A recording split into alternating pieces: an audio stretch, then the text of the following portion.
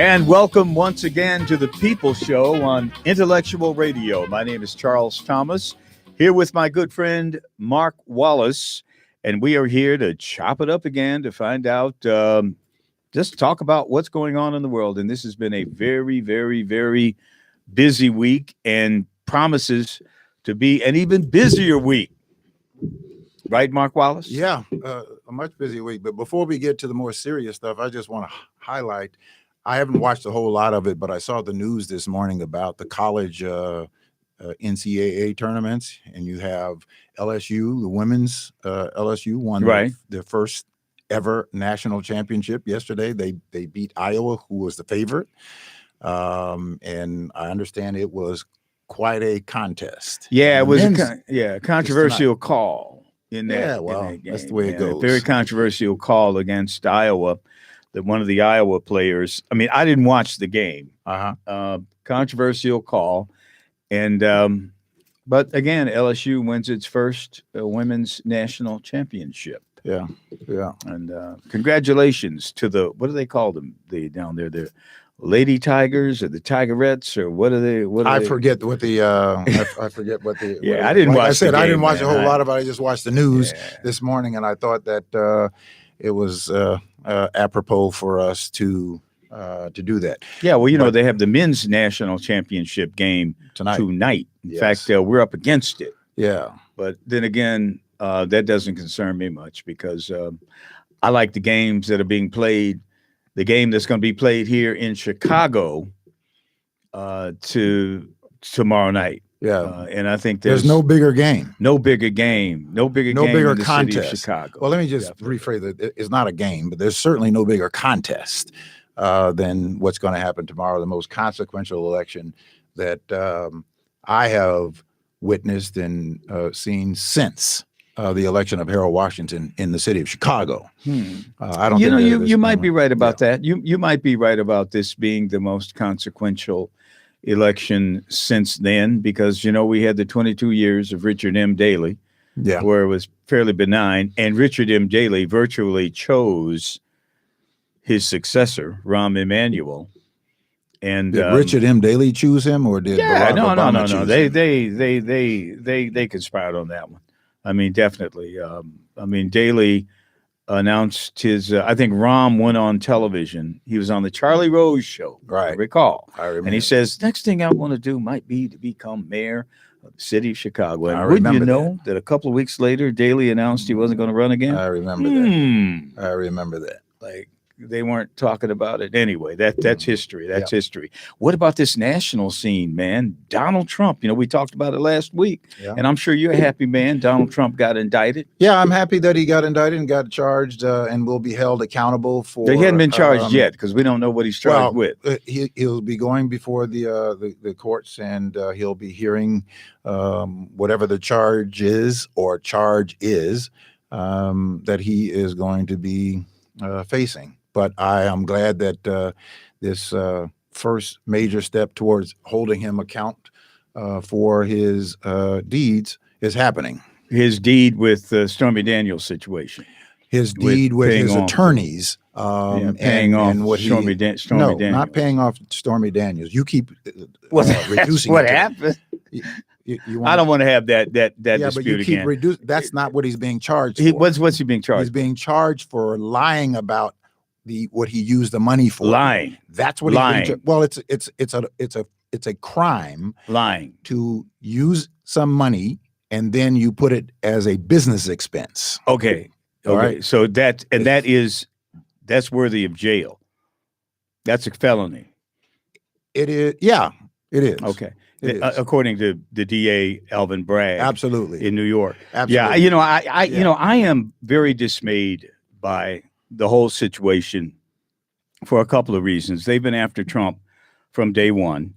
They call it Trump derangement syndrome. People are just consumed with getting Donald Trump for something, and they've tried 4 or 5 times. I'm not going to review everything, including a couple of impeachments, and they failed consistently over and over again, and they probably will fail again this time.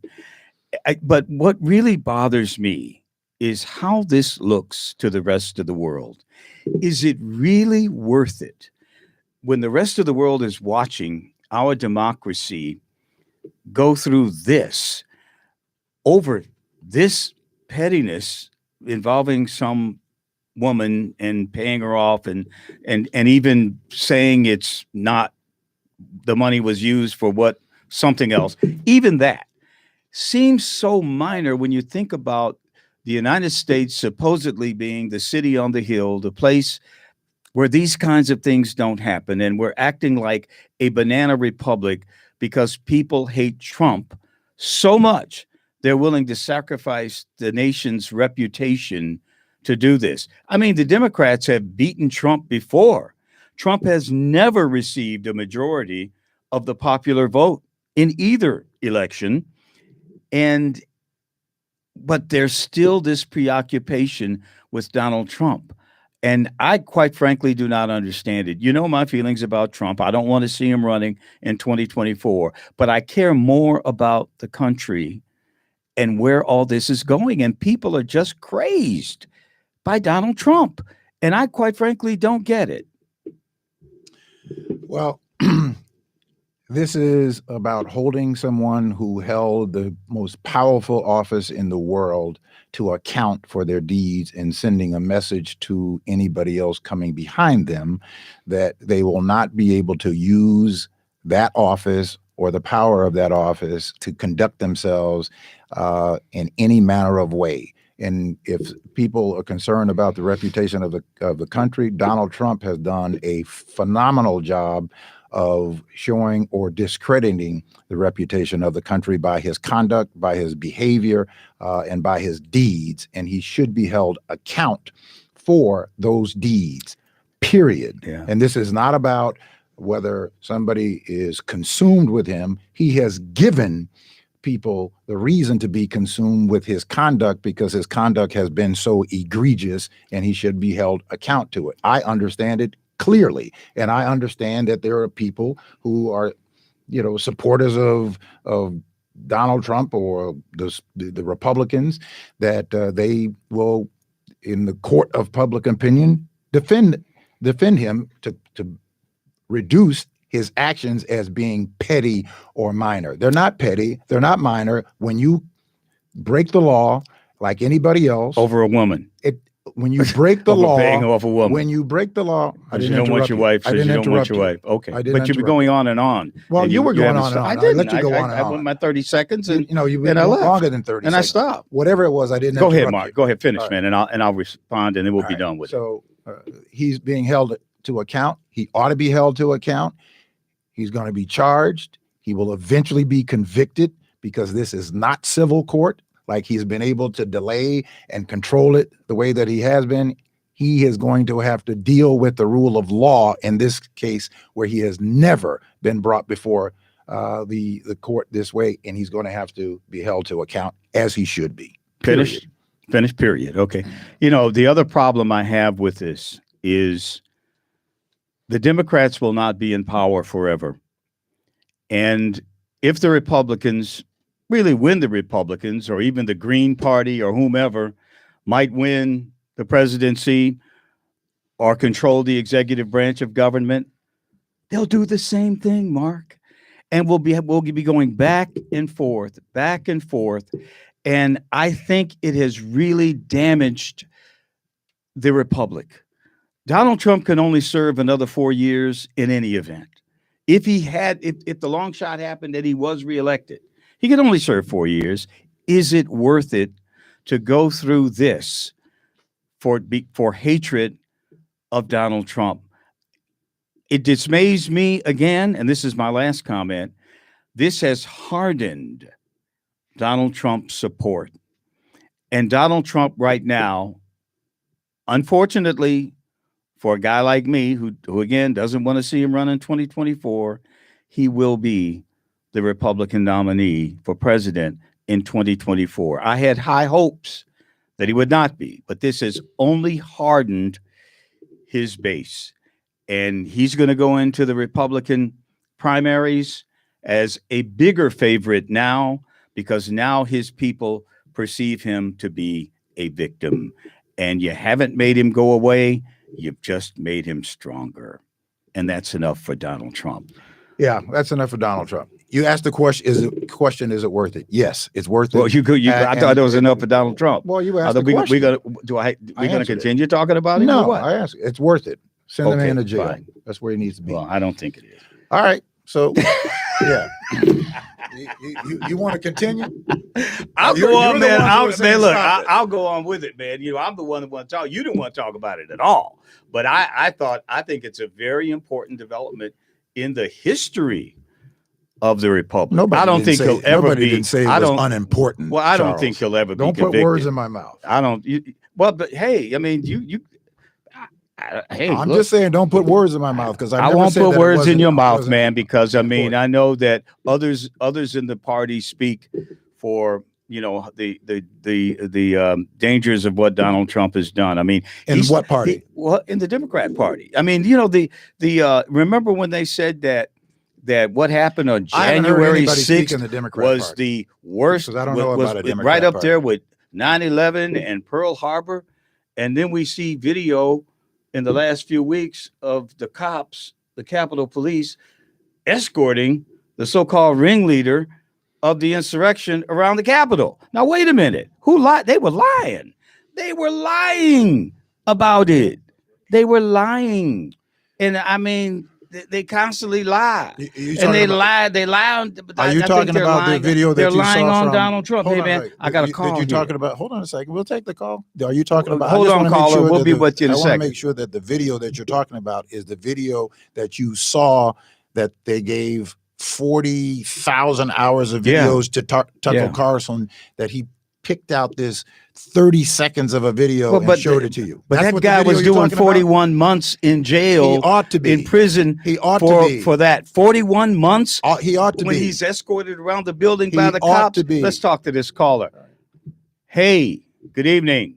You're on the air at the People Show on Intellectual Radio. Thank you for calling our number 708-223-8953. What's your name? My name is Mo. Mo. All right, that's good. That's good enough for me. Mo, what say you, Mo? Okay, I have a question. So I'll make a statement, then I'm going to ask you a question. Please. So Donald Trump, he was indicted by his peers, grand jury. They indicted him. They felt that he should be indicted. So we don't know what the charges are. And so I'm listening to you. So my question is, should he be charged and indicted if he committed a crime? Well, I don't know. I think you got it backwards here. You're charged, you're indicted, charged with a crime, and then a jury decides whether or not you actually committed the crime. I don't know, quite frankly. I just think it's a petty deal. There were bigger issues. I mean, if in fact he incited a riot at the Capitol where windows were broken. Wait, let me finish, Mo. I know, but I'm saying that's more of a crime than this business of paying off a woman or because you had some dalliance on the side and you trying to protect the information from being made public. To me, that's not much at all. What are the other things he got charged with? I mean, this thing in Ukraine. We don't know. I really don't know. Look, my point is, Mo. My point is that I don't think it's worth the national trauma that this will cause over something like this. This is so national trivial. Trauma to who? When to the country. To the country. So this in other words, consume us. In other words, it sounds like what you're saying is that the country doesn't have the aptitude to be able to differentiate between what's happening now and what's good for the country. That's what it sounds like you're saying. I'm saying that I think it would have been a wonderful thing if through back channels, Joe Biden could have said to the powers that be in Manhattan that, hey, look, we don't need this because this is opening a Pandora's box. Are you kidding That me? there are- No. Are I you absolutely kidding me? mean that. We have Hey, no because law. I don't think that's anything Wait, here. you're asking the president of the United I'm States to commit a absolutely- crime. to lead. The president of the United States is over the But there's federal. no crime. There's federal, been no crime proven. Then why here did his yet. lawyer go to prison for the There's same no crime. thing? No crime. His Why did he lawyer get went to indicted? prison, but Donald Trump didn't. For the exact So why was he same indicted? thing, Man, look. Charles. Hey, look, Why is he indicted? let me concede that TDS, Trump derangement syndrome, is a very real thing. You guys can stew in it It as ain't no long as you derangement, want. No. But The man believe asked me, you a question. other things are He happening asked in you the a world question. that are more important Right. than Donald Trump. So like what? Are like you kidding? folks being Like, charged there's with a marijuana war that crimes? we're spending billions of dollars on in Ukraine. The dollar is losing value. You go in the grocery store, your dollar is not worth anywhere near what it was worth 3 years ago. Those So are we bigger can't do both? problems than Donald Trump. Man, Charles. people are consumed Charles. by Donald it's Trump. amazing. It's Charles. amazing It's to me. it's It's amazing, amazing to man. me. To It's me, amazing to me Charles. how you've. It's Charles. amazing to me. Charles. Yes, Wait, yes, Charles. Mo. So are you saying that we can't solve those problems and still indict somebody who has committed that and charge them with something that they have possibly done? You can charge can't him do with it. both? You convict him with it. He's a convict. At that point, he's punished. Whether it's by fine or by jail time, I don't know. Okay. I don't But know. he I'm still- just he gets saying to go that through the this legal is process. not worth. What about George W. Bush, who We're not lied? talking Wait a about minute. Bush. We're talking Wait, no, about Trump. I'm comparing things here. What How about did- George W. Bush, we who gotta go to it. lied John about Edwards. weapons What of about mass John Edwards? destruction? Hey, Mo, What about John Edwards? He didn't go to We jail. gotta He go didn't to a do any break. time. We He got to was go to a break. convicted, though. We got to go to a break. Mo, hey listen. man, I get your point. I get your point, Mo. I don't get yours, though. But you don't have to, man. Hey, You Mo, don't we have gotta to. go. We But gotta go. I still believe it. All right. You cut him off like that, because we got to go to a break. Mo. I'm sorry about that. I would never cut you All off, right, man. we'll come back with our guest, Tara Stamps, Chicago Teachers Union, is going to be with us. We're going to be talking about the campaign in the Chicago Teachers Union and the work that we have to do going forth when we come back right after this.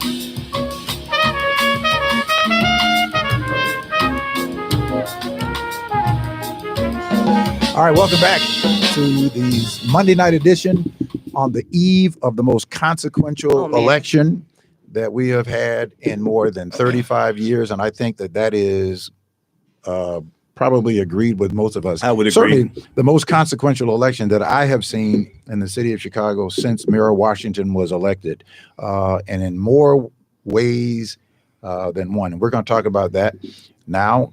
Our guest is with us, Chicago Teachers Union representative Tara Stamps. Well, I suppose I can say that. Mother.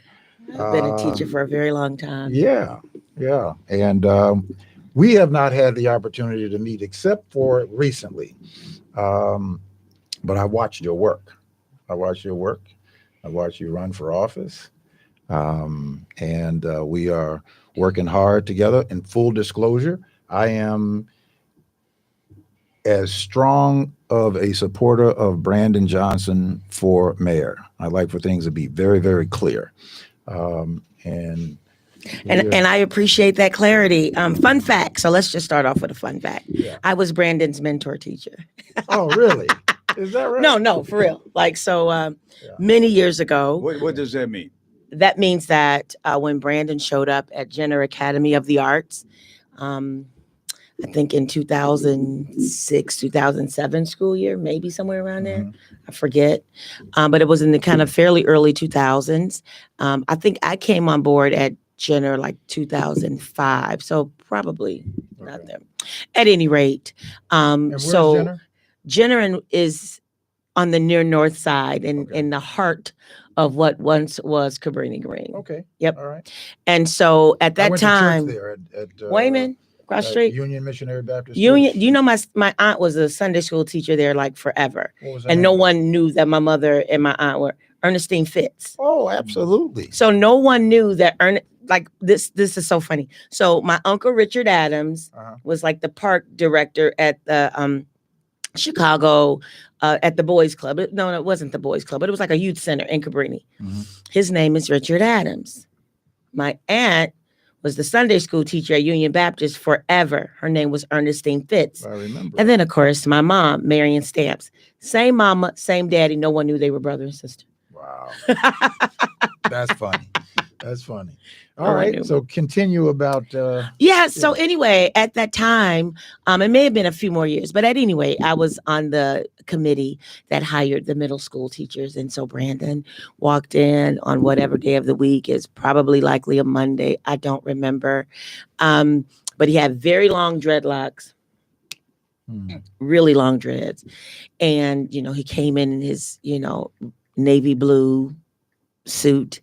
And our principal at the time, may she rest in peace, was kind of working him over the coals, right? She was kind of giving him a tough time, but he handled himself well. And at that time, for whatever reason, and actually I kept saying for whatever reason, but now I remember the reason, and I'll get to that in a moment. We had so many boys in middle school at that time. It was heavily populated with boys. And so I said, we are not going to allow this Black man who wants to teach Black boys in the inner city, in the projects, to leave. So I'll see you on Monday. And that was kind of it. So once he came on board, to your point, as a mentor teacher, I was just there to kind of show him the ropes and walk him through what that work really meant. Walk him through like lesson plans and what it really means to be a teacher on the ground. Because what you learn in school and what it actually looks like in the classroom, particularly our classrooms, is completely different. And so, but what I say is this, I can teach you, and I think any good educator can teach you about your lesson plans. We can talk pedagogy. We can do all of that, what your classroom environment should look like. But what Brandon bought and what great educators bring are the intangibles, those things you cannot teach. So their patience, their compassion, their thoughtfulness, their heart for the work, that the idea that you can see yourself in those young people and you want to be able to raise them to their better self. That I can't teach you. You got to come with that. And so the biggest compliment I can pay Brandon in this space is that he's been consistent. So the Brandon that now the city and the country has the pleasure of meeting, I've known for a little less than 20 years, and he's the same person. Yeah. Yeah, I had the opportunity to, speak with Brandon over the years on his radio program. Yeah, we took that over after you Yeah, said it. yeah, I know. And we finally met prior to him announcing that he was going to run. So he and I met, had a great conversation, and I was very impressed with him as an individual. And so I watched, his candidacy as it continued to grow and develop. And because at the beginning, I didn't have a candidate. I really didn't have a candidate, but I met with him, and of course, I had to consider him because he was the only one out of many of them that I asked to have a conversation with that, made that available right away. And we had that conversation. I was just very impressed with him. So, but I am all in for him, and I believe that we have to make sure that he becomes a mayor. Man, listen. So Brandon, so Brandon and I worked together for about 4 years, about 4 years. I think he was at Jenner, and then they were doing something with the budget, and he was not going to return, and so he had to find another job, and so he went to high school, and that's where he went to Westinghouse. But he and I stayed friends. And so I remember being in the grocery store one day, and I get a call, and he's like, "Sis, they're asking me to come and work for the union. Do you think I should go?" I'm like, "Absolutely." And like, when you go, like, bring me, right? Because I don't know. By that time, I had taught a lot of years, and I was like, okay, we need something different.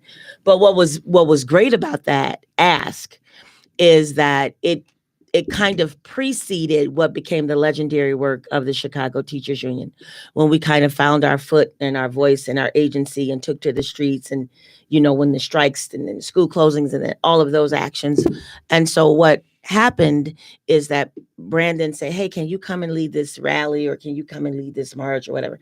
And it turned out that I ended up being the MC for probably the biggest rally we've had in history, which was the one we had in 2012 at the Auditorium Theater. And it was like 25,000 folks took to the street. So it was incredible. But once we started, we decided we were going to start politicizing our fight, I was kind of like the proverbial canary in the coal mine, right? So it was myself, it was Sue Garza, and then it was one of our allies, which was Carlos Rosa. And so of the three of us, we all kind of forced these races. And then I forced the first runoff in the 37th ward, like ever, right, against Emma Mitz. But it was Brandon, and of course Brandon and Stacy and Karen saying, "You know what, we got to take this vote. We got to take our issues to the voters." And that's what Karen was leading. Like, we got to change the political landscape. And because I had kind of was positioned to be a voice of our union at that time, I was in this very unique position. But what also made me or put me in a very unique position is, like, I was what we now call like a legacy activist, right? So my mother, Marion Stamps, came out of this activist movement. Sue Garza's father had come out of this union labor movement. And then we had Carlos Rosa. So it was really Sue Garza, who became the alderman who of the became 10th the ward. alderman of the 10th ward, right? And then just recently stepping down or whatever's going on over there. But at any rate, what I'm saying is I was kind of in that first cohort of folks that went out there and said, let's test this. Let's test this hypothesis that let's test this theory that we can kind of start politicizing our fight, and that we believe that people want to hear from teachers, and that we can also be great politicians.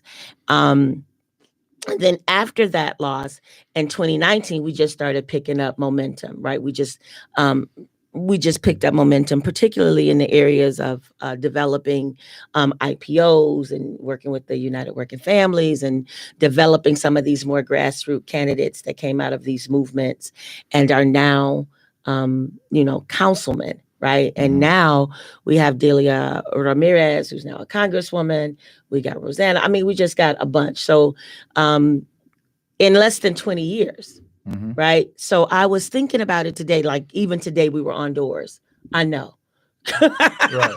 You're thinking like, where you work for the union, you could just lay back. No, like it's all hands on deck. So even today was one of the last rallies. That's where I saw you. It was like rallies all weekend and running around. And then today, after we left that rally, we're on doors, huh? Rallies and then door knocking and then phone banking. So it's all of that, because you can't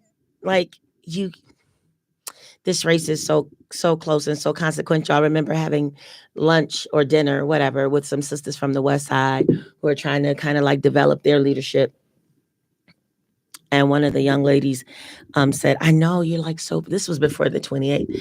And she said, yeah, I know. I can look at you, Tara. You're so frustrated. I was like, hey, don't attempt to think for me. That's dangerous. I know I got like youthful energy, but in real talk, I'm like 50 plus years old. So like, don't do that. Yeah. And then secondly, the body says something different. Right. Like, just like sis, just don't do that. And then the second thing was, I'm not concerned about Brandon because no matter what happens, Brandon's gonna be good. Right. Like Brandon has demonstrated that he got the chops for this work. And like, you know what I'm saying? When you get Bernie Sanders coming in, when you get Elizabeth Warren and sitting in endorsements, like Brandon will be fine no matter what happens. Of course, the question becomes, will this city be well without Brandon? Right. And I said, no, my frustration is born out of the concern that I have if he doesn't become the mayor of this city and what that means for Black people, what that means for poor people, what that means for working class people. That's my frustration. It's not Brandon. Brandon will be fine. Right. Can you, you're resplendent in your red.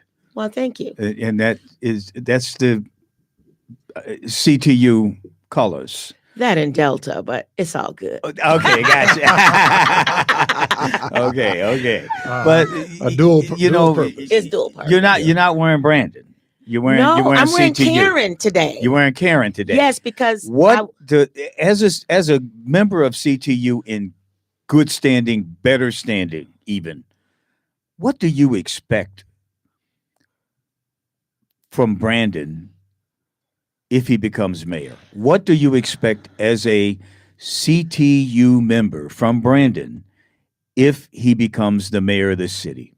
That's a great question. And what I expect from Brandon is what I've always expected from Brandon, and that is to stay consistent.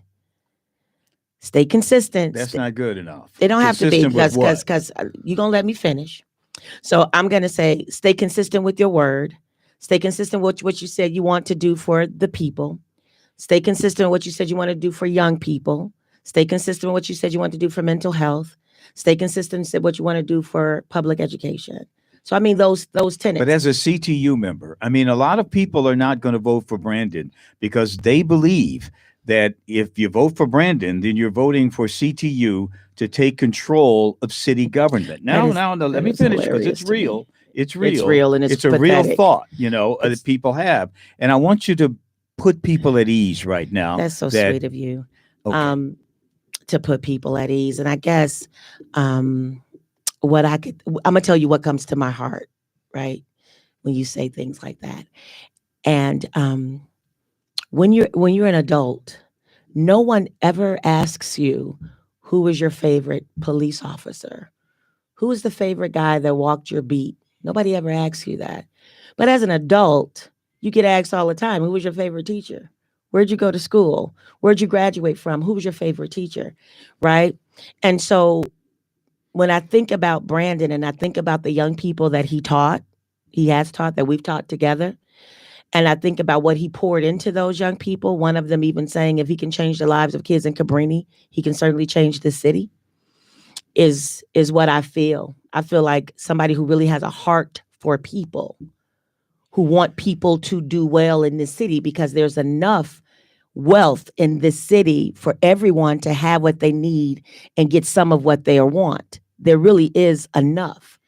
So that's what I think. If you're just a regular person and you want to be put at ease, I want you to think about who your favorite teacher was. But as a union member, Mark has made a point to me that CTU is not going to have any special privilege at City Hall if Brandon is elected mayor. And Mark and I have gone at it and I've said, well, of course they are. They're not spending $2-3 million, whatever it is, to be shut out. Chicago politics, he who pays the piper calls the tune. Do you think if Vallis is elected, the police but I'm department talking will be about Brandon. I don't want to talk about Vallis. I understand, but if we're talking about Brandon who's is a being salaried funded, member. Right. if we're talking about who being funded and a Mhm. fear of who's funding them, is there a greater fear to be funded by the Chicago Police Department, or is there a greater fear to be funded by your union, the Chicago Teachers Union? Which is the greater fear? For me, I'm offended as a mother, as a teacher, and as a woman that's given 27 years of my life, that this is even a question. Oh, That no, this- no, no, no, no, don't no, do- no, no. don't go there. No. Don't That go this there, is Ms. even Stamps. becomes like, I have a right to ask any wait a question minute. I want. Okay, and you should answer it. sir. You do. You do. Mm-hmm. You can, and I have the right to answer it the way I want. But don't be offended by my questions. No. I Don't said tell- I'm not don't tell me offended I'm by your offending you. question. I'm offended by the thought. But that I'm thinking Chicago it. would. I'm thinking it. This is my thought. What and so as your thought, what are you afraid of? I want to know if Stacey Davis Gates calls the fifth floor and Brandon's the mayor. If Jackson Potter calls, they want this. Do they get a special privilege now because they gave Brandon $2-3 million, whatever it is, and that he was an organizer for them, that he has this very strong link? Put me at ease. That's what I'm saying. Okay. That's not going to happen. I hope this puts you at ease, and I hope this puts your listeners at ease.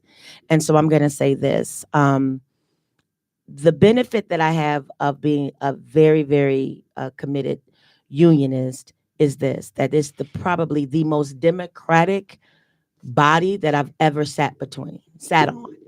So anything that comes up at the CTU, right, has to be voted on our e-board, has to go before our House of Delegates. It has to go before chains and chains of people before a decision is made. I do not think that by Brandon being in that seat, that's going to change. Not all members that are members of the Chicago Teachers Union necessarily agree with us. It's just that we have this democratic party, this democratic process in which one is able to express their concerns, express their desires, express their fears, express their misgivings. There's an open forum to do so. And then finally, we take a vote. No, you will not have like this carte blanche. CTU doesn't get carte blanche at the city. The city belongs to all of us, right? So CTU doesn't get carte blanche because Brandon is coming out of this movement. Let me chime in here a little bit on the legality part of it. One, because I'm offended by some of these attacks where people have tried to weaponize the Chicago Teachers Union as some sort of demon to the democratic process. My mother was a public educator. My mother served 38 years as a public educator in early childhood education. She put herself through night school, raising 5 kids, to become a public educator. So I get offended when people somehow, the Chicago Teachers Union is the only public education teachers union that people have tried to turn into some sort of demon. First of all, the Chicago Teachers Union has a charter that has certain legal boundaries that they cannot exceed. And if they do exceed that, they jeopardize that charter, number one. And we have public educators that have come out of unions all over this country that are serving in elected roles and capacities. So the idea for somebody to try to weaponize and say, is the Chicago Teachers Union going to have a special interest because he's the mayor? Well, on the flip side, Sam Zell, Jennifer Pritzker, Ron Gidwitz, Betsy DeVos, those persons are putting $18 million to date. The last I checked, $18 million to date. Are they going to have a special phone call if Paul Vallis is the mayor? It's interesting to me that that's less of a conversation than CTU. And CTU members who are your neighbors, who are your teachers, who have been in this work, who live in this city, because we have to live in this city to be a CPS teacher. And that somehow or another, because we've decided to find our voice and our agency and our fight in not just this moment, but this has been a movement. Right. This just didn't happen. I mean, I went back to my initial race. My initial race was in 2015. Before that, we did some work with Jay Travis and just trying to, so people who have come out of grassroots movements because of the blatant disrespect that we receive at the hands of the leadership of this city, and that we've received repeatedly at the hands of the leadership in this city, not to mention what has happened in terms of like defunding public education in the city, and what that means not only to our children, but what it means to women like myself who become more and more a threat to being in the classroom, because that I chose to not only get a bachelor's, but get a master's and a master's, that I chose to really take my profession seriously. And now, because of the way that the schools are funded at the funding formula for our schools now make teachers like me a threat in the classroom because of our salaries, right? Nobody mentions that it's taken us almost 30 years to even get to these salaries and all the education that we had to have and all of the loans that we've had to pay, but nobody really is interested in what we've done to be this. Or all the and money fact, that you've had to spend and into all of the money developing that your we've spent into curriculum. our classroom and our curriculum. And now we, mostly veteran Black women, right, are the threat. I mean, it's mind-boggling, but I think if you really think about it, like what's at stake is just public education, not just in this city, but around the country, particularly in cities that are densely Black. And so I don't know if you heard the sisters from New Orleans speak, who's amazing. Dr. Wyatt is amazing. Absolutely. Like one of the things she's supposed to call in tonight if they. I hope you are fortunate enough to have her, because the way she lays it out, how Paul Vallis came into New Orleans, and I'm saying New Orleans intentionally because she corrected me and said NOLA is a gentrification term. New Orleanians do not say NOLA. So out of respect, right, for that I say New Orleans. And she said, I just bought a house there. Did you? And she said to us a couple weeks back when they were here, she said, we were still traumatized by Katrina. Many of our families had not even returned to New Orleans when Paul Vallis snuck in and fired 7,500 Black teachers. 7,500 Black teachers. That's virtually all of them. That's virtually all of them. And then overnight made the entire New Orleans school system charter. Let me ask, you've used the word Black several times in terms of what's at stake here and who's going to be most affected.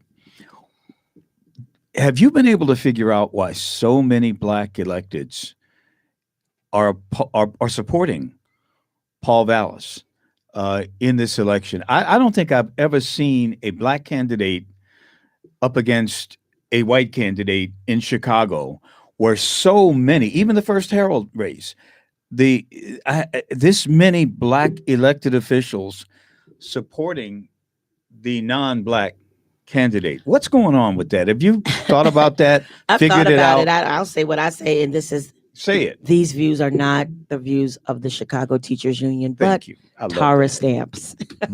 You heard it. Go for it. What you say? So a couple of things have happened, right? Mark was there, and we were really bulldozed by disgustingly. Let's call it what it is. Yeah. Black men who came in a rage, with Paul Vallis signs, yelling in our faces, grabbing the mic. It was the most disgusting view of force by it, that I've seen with Black people in a race. And then as candidate or former candidate after candidate continue to defect over to Paul's side, the one thing that came to me, two things came to me actually, and that was all the slaves on the plantation didn't want to be free, and Even Harriet said, I freed 300 slaves. I could have freed 300 more had they known they were slaves. I think at the end of the day, it becomes of like how you see yourself and the mighty dollar. I think that many of them have not been good stewards over their finances. I think they find themselves in a situation where it's easier for them to sell out. And because that's how I see it. And it's easier for them to go over to the other side. I also think some of the more veteran electeds have been playing this game a long time, and there were some favors that had to get called in. I do not believe, like, I've had a hard time believing that you all really do believe that Paul Vallis is the best candidate. What I do believe is that many of them are in situations where it was easier for them to take the money and run. That's what I believe. And that's just Tara's viewpoint on it. You mentioned, But let me just say this though, because I think when they get on the mic or they get before the news story and they get before wherever they get before, or the people that they come before, and it's easy to say, yeah, I'm endorsing Paul Vallis because I think he has a really solid plan. I don't know. Once the thing happened at Push, I literally deactivated all social media. I did everything because it was not good for me. It just wasn't. And my son said to me a long time ago, Mama, control your controllables. And I thought about what is it that I can control so that it doesn't impact me the way that it's doing, because then it becomes a distraction. If all of my energy is geared toward the people who don't believe as I believe, then now I'm distracted and I can't give my full effort to the outcome that I desire, which is to have Brandon on the 5th floor. So I deactivated all social media. It's been an amazing thing, by the way. I'm a lot calmer. I hear better. I think more clearly because it's my mind is not just clogged with the last tweet, text, post that someone said that may or may not agree with me. But this is what I want people to understand when they say that I'm endorsing Paul Vallis. And this is what I don't think actually hits. So when you say, or when those electeds say, I'm endorsing Paul Vallis, they're really saying, I'm endorsing a man who I know for a fact was ground zero for what we now see in Chicago public schools, for school closings, underutilization, turnarounds, reconstitution, the decline of Black teachers, ground zero. That was under Paul Vallis. I taught under Paul Vallis. But he left in 2005, right? No, but that's 2001. But this is still the collateral fallout. The seed got planted. That's a long time ago. The seed got planted, but the fallout continued. The fallout continues. I'm also saying that I support a man who I know went to New Orleans and Philadelphia and did the same thing, which has left their public school system in total disarray, right? Where now they don't even know how to get back to what it is that they desire in terms of a public school system that's not run by charters, that's not occupied by Teach for America students who come from all over, who have very little connection to the community, very little connection to culturally relevant pedagogy and all of what that means. That means that I'm voting for a man who he nuanced it, I guess he financed it, or whatever you want to say, but a woman's right agency over our own bodies is how I put it. Really? What? I thought he was a pro-choice kind of guy. No, he's not. He's that not? didn't come out on the radio station. No, they really?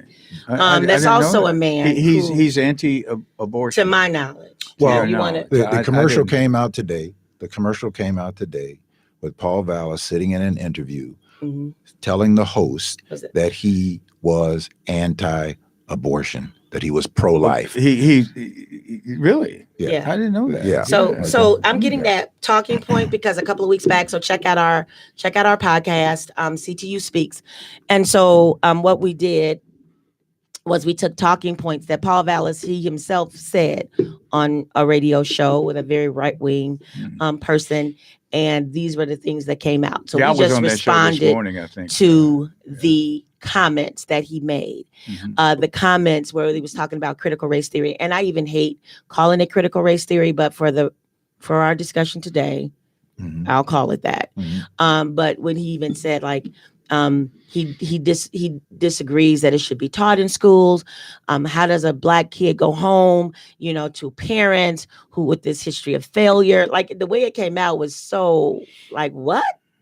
And then he even talked about how do white children go home? And it was this whole like sensitivity thing. Like, how do I, like, just own the history of the country? That's all. Like, how do you even tell the history of the United States, or as Reverend Wright says, the yet to be United States of America, without talking about the slave trade, without talking about the civil rights movement, without talking about these very critical things that happened in our country? This is our country. Or the bombing of Black communities Right. that have built themselves up. That people say that you're And then they supposed to bomb build them again, themselves right? up. Like Right. you all like.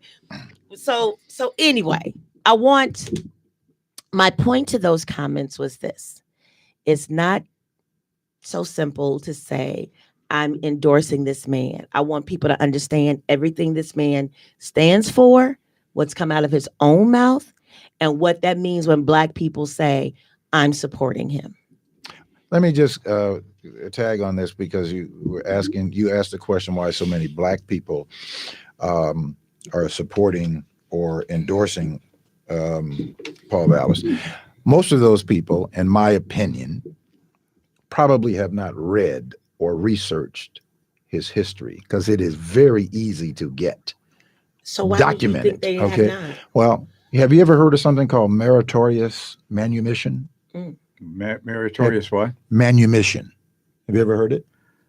I think manumission is. I've heard freedom, manumission, right? but Well, not meritorious. meritorious is Well, so let me tell you what it earn Please it or what? explain. Meritorious manumission was a law that was put on the books in 1710 that slave owners, enslaved people can earn their freedoms for good deeds that they did to impress their masters. It was an actual law put on the books. We're seeing meritorious manumission in full view. Explain that is that. happening. Explain by- that for me. It's what we call legalized sellouts. That's what they are. That's what it is. You sell out other slaves. Well, I'm telling you what the law is. Enslaved people sold out other slaves to earn their freedoms from their slave masters. That's what meritorious manumission. Really? I got to look that one up. It sounds completely right, and it aptly describes what is happening. is happening, and what I said I saw, or how I feel about it. When I gave my disclaimer about Chicago Teachers Union, because I don't want to have to go in tomorrow and have to, explain So away on the a street. comment. So on the street, how do you cut through that? What all these, you got your Jesse Whites, your Willie Wilson, your Sophia King. What are you saying to people when you knock on those doors? You talked about door knocking. Yeah. What are you saying to them about that? The fact that all these Black folks, big name Black folks. I say the same thing that I just said to you. Mm-hmm. And that is, not all slaves wanted to be free. Mm-hmm. And now that I have this glorious new phrase, if I'm able to whip that out tomorrow, I'll whip that out tomorrow too. Bring a dictionary with you. Manumission. And I'll have I'm a teacher. I know how to cut across the field on something and get the message home. But I think that's completely what's happening. But understand this, like, I don't have a stump speech. I don't have a script. I got to meet people where they are, and based on what their questions are to me, I try to respect their intelligence by being as honest and forthright as I possibly can. And I think that cuts through the mess. That's what I love about when Tara people Stamps. receive, people have asked me all kinds of things, right? And I just tell the truth from Tara. Right? This is my lived experience. You can't question my lived experience. You can't tell me what it felt like to Tara when I taught a young lady who, through the history of her academic career, was always on the honor roll, always did well on standardized tests. And this is what I mean by I'm saying there was still fallout. When Paul Vallis was in office and students had to take the standardized test, if students didn't get a certain mark or a certain point, they were retained. You could have young people who retain 2 and 3 times in elementary school. So when I said before in the opening, for whatever reason, me and Mr. Johnson had like a bunch of boys. Well, we had a bunch of boys who had been retained, right? So that's why our middle school was so densely populated. You mean retained, you mean held back. Held back. Okay. So they could have been held back in 3rd. They could have been held back in 6th. And so now they're sitting in 7th grade. Some of those kids are 15 years old. They should be in high school, right? And so I used to say, why do we have so many boys? Well, we had so many boys because there were still the vestiges of that practice of retaining young people.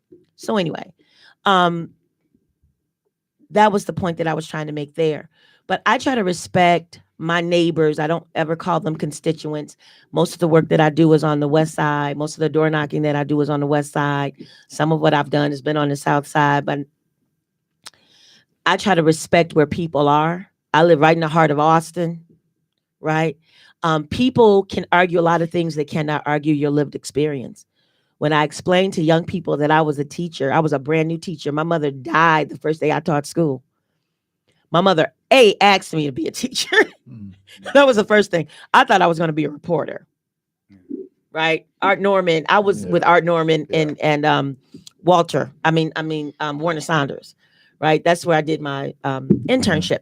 And so after I did my internship and I went all around the country and shopping my tapes and all that kind of jazz and didn't get a job, I had a young daughter and my mom said, okay, that was great. I'm glad you tried that. Now you need a job. Can I interject? Sure. I knew your mother. She was a special woman. She was incredible. incredible. Was an incredible woman. She was incredible. Just she was a force of nature. Yeah. And she, her picture sits on my desk. And every day I'm like, Mama, thank you for making a way for me. Because there's still places I go now. And in October, I'll be 55. My mom died younger than I am right now. My mom died at 51. And so there are places and people who I encounter all the time. And when I say my mom, they say, I knew your mother. I worked with your mother. I did this in Cabrini. I did that. And so my mother made a way for me to have this space and have a space in a way that's respected. And all I did, well, I can't say all I did, but most of what I did was kind of like find my own voice in my own fight. And it happened to be education because I was an educator. And it was the thing that my mother wanted most for her daughters. And my mom loved graduation like most people love weddings. Like my mother went to every graduation every year, like no matter what grade they were graduating from, because she really did understand the power of education. And she knew that young Black kids needed to see Black teachers in front of them who had a shared experience so that they would know this is possible, right? You can go to school, you can. And so the work that I do right now with the union is kind of like a full circle moment for me, because now I'm the administrator of new teacher development, and that's my entire job. So my whole job is creating a program out of nothing that helps to match early career educators of all hues. But of course, we're particularly concerned with retaining Black teachers and making sure that they have the skills and to stay in the classroom, and with veteran educators, right? And so that's pretty much my job. What percentage of the Chicago Teachers Union right now are Black? 19. 19. That's going down or that's up? Down. What's up with that? Well, there's an attack on Black teachers across this country. I think you may, what I said earlier, there's two things that they use kind of as a gotcha. But I think it's a bigger picture than just saying there's a decline in Black teachers. I think the question we need to be asking is, why is there a decline in Black teachers? And I have my own thoughts on that. But at any rate, so a couple things happened. When Paul Vallis came in, he offered the 5+5, which got rid of a whole lot of veteran Black teachers and took them out. So he offered them 5 years on their pension to just clear the building. And then after that, once you introduce charter schools, and charter schools did a couple things. So charter schools took kids out of the regular public neighborhood schools. Then you had what is now the student-based budgeting, which is the budgeting formula that's used at the state, which says we pay for the number of kids that's in front of you, right? So, and only on the 20th day. So when those kids either go to when they leave the public schools and go to charter or vice versa, that money stays wherever it was. And you had charter schools coming in promising Black parents a lot. Right, promising that they can educate better, we'll do a better job with your kids, blah, blah, blah, blah, blah, blah, blah. And a lot of parents, because they just want the best for their young people, their children, decided to go with charter schools. Well, what that meant was... Are there any charter schools in white neighborhoods? None, not one. How many charter schools do we have now? Oh my God. I don't know the exact number. So I if they're feel so like I good, should. then why are they That's not? been that's always been my white question. communities? And let me tell you something. And this is like what our people don't even understand. Our people don't even understand that part. If I'm talking to a woman in a grocery store, and I say, there are not any charter schools in white neighborhoods. We have a phone call coming in, Mark. Hello, good evening. Good evening. How are you? Can you tell us your name?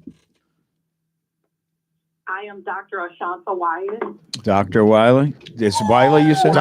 Wyatt? Oh, this is Hi, Dr. Wyatt. This is From our New doctor from Orleans. New Orleans. Yes. I feel you on the NOLA thing. Yeah, I feel you on that. It's New Orleans. That's a beautiful name for a city. New Orleans. I'm from New Orleans. And why call it? Why shorten New Orleans? That's like San Francisco. Some people want to call it Frisco. They call it San Fran or Frisco. No, it's San Francisco. Thank you. All right. Thank you for joining us. Thank you for joining us, Dr. White. We certainly appreciate it. Thank you for being here in this important conversation. You are on the live call, and I am Mark Wallace, and Charles Thomas is my co-host. And in studio with us is Tara Stamps from the Chicago Teachers Union. And Dr. Wyatt. She was on WCPT Hi, a couple of how weeks are ago. you? I'm So- doing well. Thank you for joining this show. yeah, Dr. Wyatt, I saw you at the Women's for Brandon Johnson rally on the west side of Chicago, and I heard you speak, and it was so profound to me that I chased you down before you got out of the building to get your phone number to make sure that we could get you to come on the program to talk about what is happening down in New Orleans. By the way, I just bought a home down in New Orleans at 833 Esplanade, so make sure you check my house out and make sure it's still standing. Well, you should have given the address. That's okay. I got good insurance. So just give us some background as to your thoughts and what your experience was with Paul Vallis was he the superintendent, or what was his position in New Orleans? Yeah, so and everybody knows New Orleans experienced Hurricane Katrina in 2005, Mhm. and so it really just kind of demolished our school system. So in 2007, we had what was called the Recovery School District. The entire mission behind that organization was to try to bring our school system back up and running and to bring our families back to the city. And so he was appointed to be our superintendent of the Recovery School District. And at the time, Paul Pasterak was our state superintendent. And so he came in and he was selling this idea of reform in a way of schools, like new buildings. Parents wouldn't have to be forced to send their children to failing schools. Every child would have a seat in a quality school. You get to choose your school. Like all of the things that sound great to parents, especially those of us who are struggling to kind of come back to a new normal.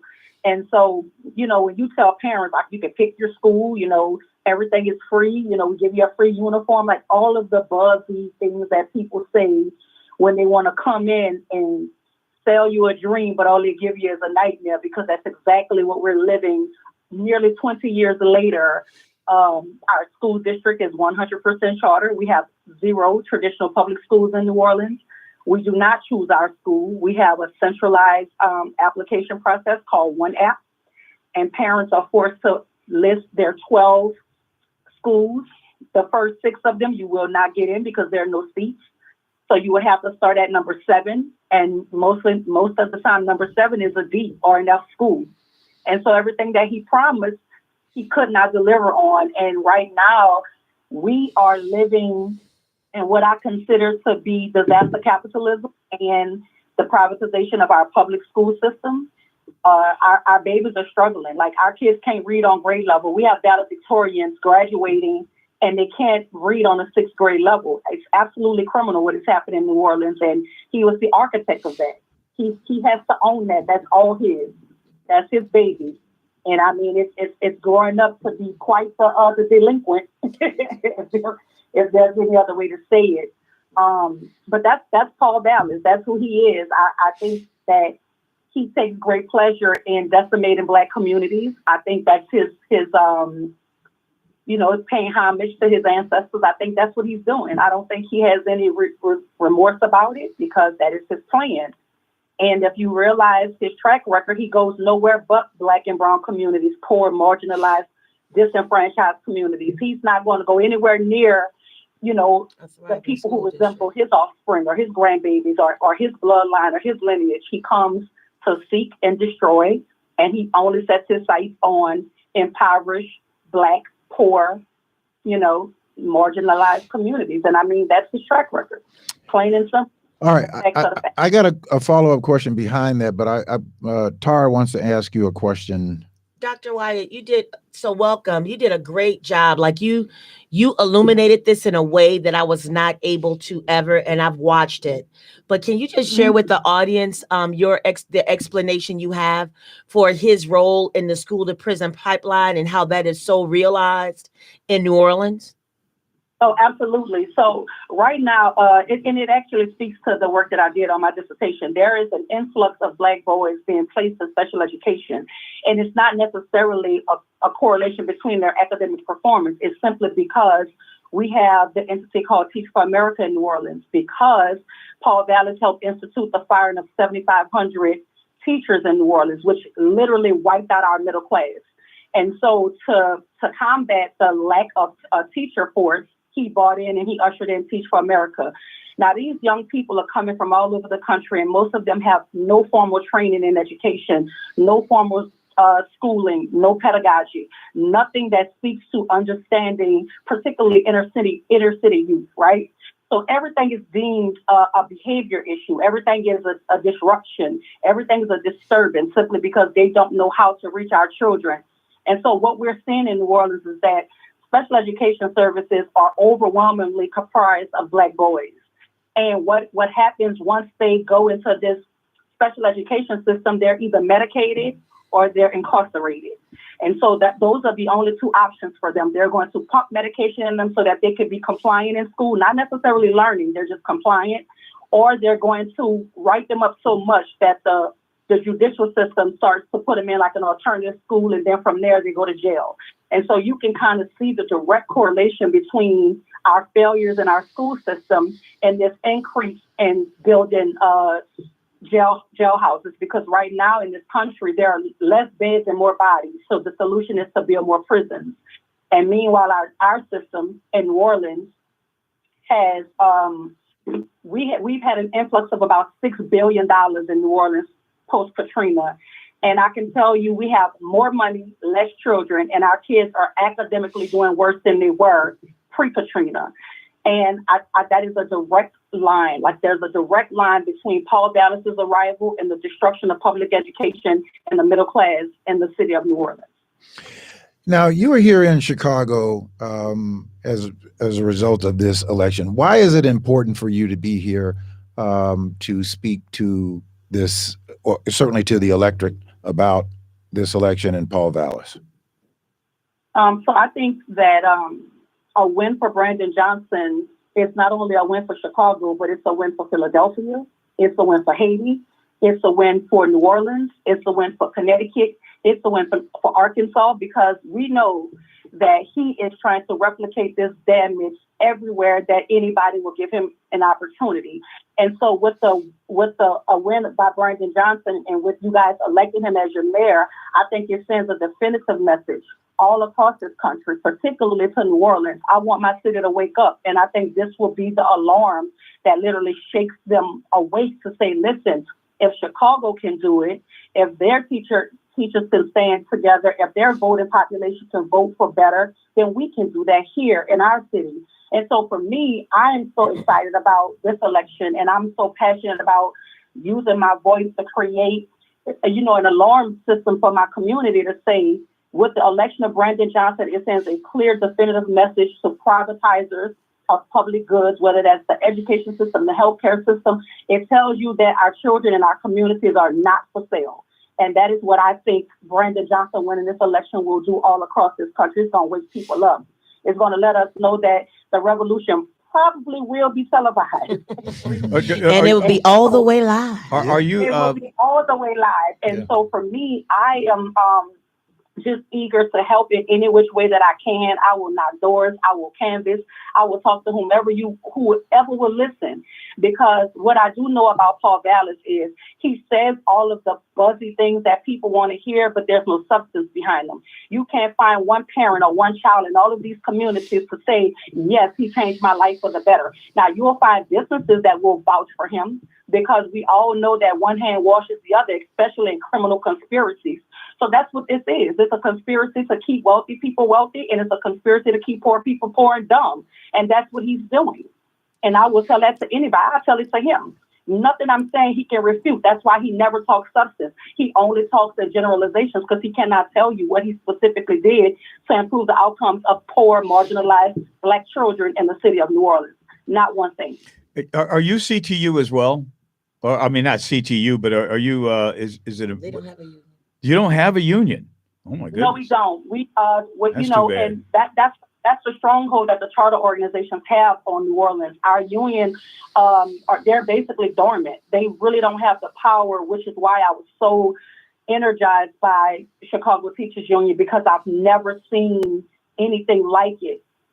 Nothing like it. Our union was busted when Paul Vallis came to town, because he knew that he could not give people the option to unionize, because then you. So you did have a union before Paul Vallis came. Yes. And that union was it a AFT? Is that? I don't know if they No, it's called the United Teachers of New Orleans. It was a local union, but it wasn't affiliated with the National Teachers Union. So we had the American Federation of Teachers. There are national unions. Okay, yeah, but you guys, he busted your union? Yes. Really? Yes. Well, you yes. So Louisiana is an That's the at-will way you state. bust the union. So they hide behind the at-will clause to be able to have this stronghold on our schools and this autonomy that was given to them per their charter contract. So if you try to unionize, or if they hear about you unionizing, you can lose your job. So how was a lot of what's happening in New Orleans is people trying to unionize in secret. How were the schools doing in New Orleans prior to Katrina?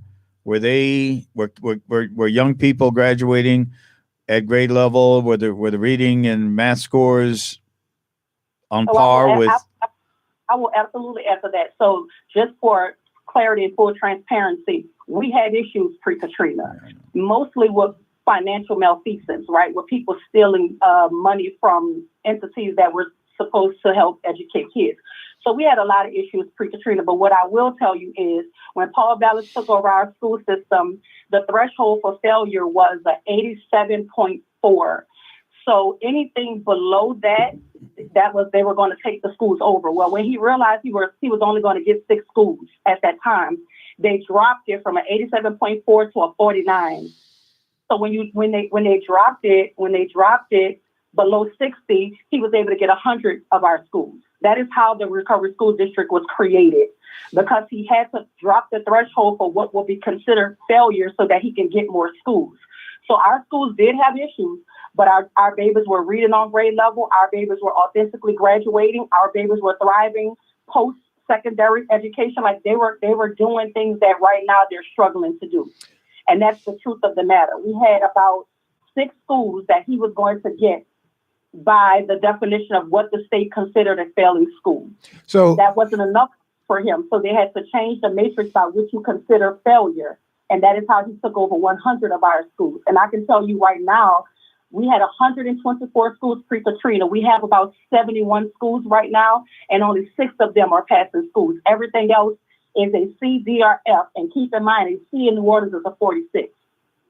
So charter schools, help me to understand, charter school faculties, principals, teachers, are they required do they have any standards that they have to meet as a public school or public education? Especially at the beginning of, I'll let her. Go ahead. Right. So I'm sorry if I No, you're fine. With the charter schools, every charter school has a charter board. not the school board that we have. Every charter system has its own school board. So they have full autonomy over curriculum, hiring practices, who to hire, when to fire. Every decision goes through their charter board. So no, you don't have to have a teaching credential. No, you don't have to have any teaching expertise. You can literally leave from Victoria's Secret, from Walmart, from McDonald's, from pumping gas, and you can come into our schools and they will give you a contract to teach our children. So how many different boards are there in New Orleans? So they don't have the same number of boards as schools because some of the charter management operators are monopolies. So some of them have 8 schools, some of them have 6 schools. So, but every entity. So, for instance, we have a school board, a charter management operator called Inspire NOLA. Inspire NOLA is the only Black-led charter management operator that has multiple schools. He has about 8 schools. Inspire NOLA has its own board. There's TIP. TIP has its own board. There's Crescent City. Crescent City has its own board. So every charter management group has a board that governs their schools. And then you have some single site charters. So there's a chart they're their own charter. They could either be directly run by the school board or they could be DESE run, the Board of Elementary and Secondary Education. Some of them have their own board for just that one school. So the idea that we're so disjointed, we don't have a school system anymore. We have a system of schools in New Orleans. So the accountability to parents as a community is very minimal because you really don't have anyone to go to complain about what the school is doing because it's governed by its own board. So a lot of the parental concerns fall on deaf ears. And then the state of Louisiana allows these boards to self-report. So if you want to tell them you're doing well, you just create documents and send it to the state and say, look, we're doing well. There's nobody to come in and check what they're sending to the state. There's nobody to vet their accountability measures. There's nobody to do that because they're fully autonomous. Wow. Now I have a much better understanding about charter schools and why they don't exist in white communities in Chicago. Could you imagine you telling white parents that they could not have access to their teachers or to the board or to the LSC? Like it just wouldn't happen. Right. You also wouldn't have white teachers that had all Black people in front of them. So we're the only, we're okay. And I want us to not be okay with sending our young people to schools where everyone in authority is white. And everyone. This is the other part of that. None of their children participate Attend. in the system. So they're running our schools and then using our tax dollars because we pay their salaries to then send their children to private schools or send their children to one of the 6 high performing schools that we have in our system. So they are not participating in it by putting their children in it. Most of them are not even living in our communities. They just commute into work. Some of them are running charter schools from a whole nother state. So you have a charter school in a city where the board and all of the higher ups are in Utah, and they're running the school via computer, like literally, and nobody's saying anything about it. So if you want to talk to the person who runs the school, you have to email him, and then he sets up a Zoom or something so you can talk to him because he's not in the state. So now I understand why Paul Vallis got $900,000 from Michael and Rosalind Kaiser because they are charter school operatives. They're charter school operatives. And the goal is see that separate but equal thing. They want to demolish that. They don't want you to be separate and equal. They want you to be separate and struggling. So they're okay with creating this system for your children because they know it's not a thriving system. It's not a system that's going to get them prepared for college. It's not a system that's going to prepare them for the workforce. So they don't mind pretending like this thing is working and pumping all of this money into it because the money keeps the children dumber and dumber. And then they can have their children going to school elsewhere and they're prepared for college. They're prepared for the workforce. It's only our children who are struggling in this system. And Paul Vallis knows that. Ma'am, it seems to me like you had a mess in New Orleans before Paul Vallis got there. And I think your contention is you have a bigger mess today after Paul Vallis left. But you had a mess before. It wasn't I will tell this. It's like Chicago has a mess today, and I don't know how we're gonna fix it. I mean, I'm not an educational expert. We got a mess today. You can't we fix had a it. mess before. Yeah, what's consistent? Here's what's consistent. Before you answer that, but here's what's consistent in that mess is that Paul Vallis was a part of both of them, creating both of those. Fine. Mess. I mean, and you know, there's a mess in Memphis, and Paul Vallis never went to we're not Memphis. talking about Memphis. We're talking about Chicago. And we're talking about New Orleans. Yeah, but you know, what I want to say is these this, school and I know- systems are messy. What I want to say is, particularly as it affect Black children. This, because I'm going to have to cut out. Not long ago, I was sitting in a restaurant, and it was an agreeable conversation up until this point. And the person said, you know, Chicago schools are just a mess. They're just terrible, Chicago. And I said, no, some of the schools in Chicago are a mess. But Chicago knows how to do education because we have Walter Payton. Right. We have Lane Tech. Walter Payton, who Ronner's kid went to. Right. We have Lane Tech. We have Whitney Young. We have Lincoln Elementary. We have Newberry Elementary. We have schools all up and down this city that are thriving, that are doing well. Right. What do they experience? They experience a tale of two cities, where this district has decided to create a separate and unequal system within the same school district. Right. Through charter schools, through magnet schools, through selective enrollment schools. Yeah. This city needs to invest the same across the board, the same way they invest in Walter Payton. So, you know, you cannot tell me that Chicago public schools don't know how to do school. They know very well how to do school, right? I was one moment, Miss Dr. Wyatt, I'm gonna cut out.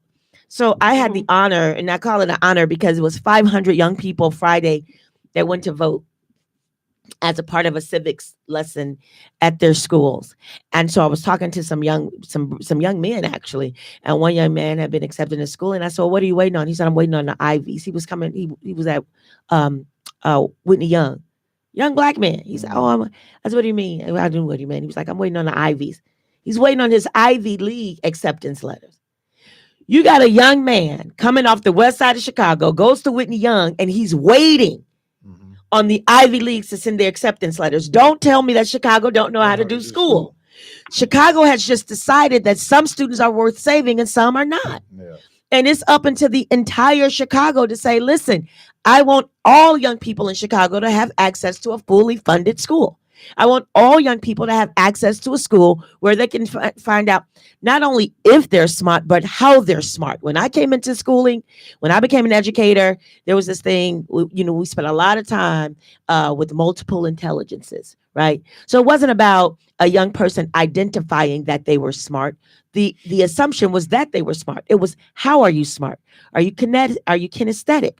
Are you auditory? Are you artistic? Like, in what way do you use your gifts to demonstrate how you are smart? And when you take art, music, gym, library out of schools, when you don't have good food, a nutritious program, which that's across the board, it really needs to be addressed, but not a school social worker, guidance counselor, nurses, like, you are bare bones, then what the young people are receiving is a bare bones education, and they deserve more. We know that Chicago can do better. What we're saying, and what Brandon is saying, is we want fully funded schools across the board, pre-K through 12. We can do it. We know how to do it. It needs to be done. We want the monies that's being taken out of our tax dollars to go and fund public education. So I get very emotional when we say, like, just like a blanket statement that Chicago schools are failing, because that's not the truth. They're not failing, which is why Paul Vallis handpicked what was the retired principal from Whitney Young, Joyce Kenner. So I actually wrote a media advisory that she was correct. She was correct in the sense that that's what all schools in Chicago should function, but they can't function if they're under-resourced. And this is the other caveat they allow. So most of our school districts fall under the network, right? So it's the district, then it's the network, and then it's the school. If you are a school in a thriving community, you get to bypass the network. You get to be what is called like an independent. You get to operate as an independent school within the Chicago public school system. Really? Yes. So you get this like status where they don't micromanage your test scores, they don't micromanage your teachers, they don't micromanage the reach, which is the evaluation for teachers. You basically get to say, "Oh my God, you're doing so great. We're not gonna." You get to have independent status in a district, District 299, which is a public school district in the city of Chicago.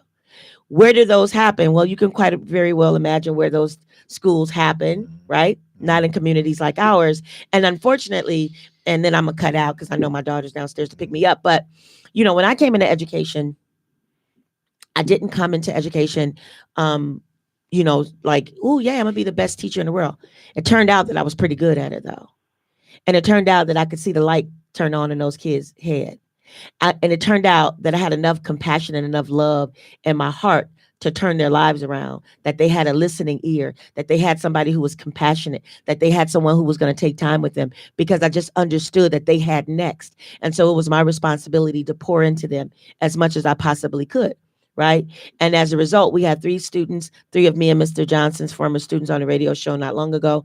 One's of, you know, they're all family men, they're running businesses, they're doing really well in life. But a big part of what they talked about was not how great a teacher Brandon was in terms of like pedagogy. They talked about what kind of man he was to them. Right. And the fact that that he changed the curriculum when he saw that there were holes in what the students knew, he stopped and attended to the whole, right? Understand, like, wait. We cannot go further unless we have this foundational information, which you guys are missing. But it wasn't to say, oh my God, let me blame the teacher before me, right? Who didn't give you what you needed. And that's what I loved about Brandon. He was hands-on and in real time. But beyond that, the students loved that he was married. They loved that he was a family man. They loved that they had access to him. They loved that he rode his bike to work. They loved that he had these long dreadlocks. They loved that he talked about Black history with this kind of relish and fervor, and that he wanted them to know that they were indeed smart, young people. Right. And so I think that's the excitement that I have about Brandon and what he can bring to the city of Chicago, like what's possible. And I think once elected, if he's able to just treat the low-hanging fruit, some of the things he wants to do that we all agree need to be done, like making sure that young people are employed. And if he can win the trust of the city, I think he would be able to go so much further and really do the heavy lifting, because what needs to happen in the city of Chicago, like ours, it's not going to happen in one administration. He needs the time that Harold didn't get. He needs the support that Harold did get, so that he can really manifest this dream of what's possible for all Chicagoans. Well, I certainly pray and hope we're going to work that happens. Tara Stamps, Chicago Teachers Union. Thank you for having Tara, me. thank you so much. Don't for forget being to here. vote. Yeah, Don't forget to thank you. vote. Take 10 to win, right? That's what the pastor said. 10 by 10. 10 by 10 to win. So, 10 by 10 to win. I'll see you all in the streets. All right. All power to the Tara people. Stamps, Chicago Teachers Union. Thank you so much. And we have Dr. Wyatt. Dr. Wyatt, we're going to give you a few minutes. You have a question for Dr. Wyatt? To close, I mean, I would like to hear from her. Yeah, we'll give you a few minutes to give us close. your closing statements. So I just wanted to push on the comment about New Orleans being, I guess, in bed prior to his arrival. And I will push on that and say that the help that New Orleans need actually came in form of the funding. But what he did with the funding is how he misused the opportunity to uplift our communities. We didn't have resources. We didn't have buildings that were not dilapidated. Most of our children were walking through metal detectors to go to school, and still they did above and beyond. When you talk about notable alumni that come out of the city of New Orleans, Wendell Pierce comes from New Orleans, Tyler Perry comes from New Orleans, Anthony Mackie comes from New Orleans, public school system. So we too know how to educate our children. What we did not have was the resources and the funding and the investment in our community to ensure that our schools thrived beyond what the surface level was. So we got the funding, the money came in post Katrina, but you have everybody at the top level making 6 figures, high 6 figures.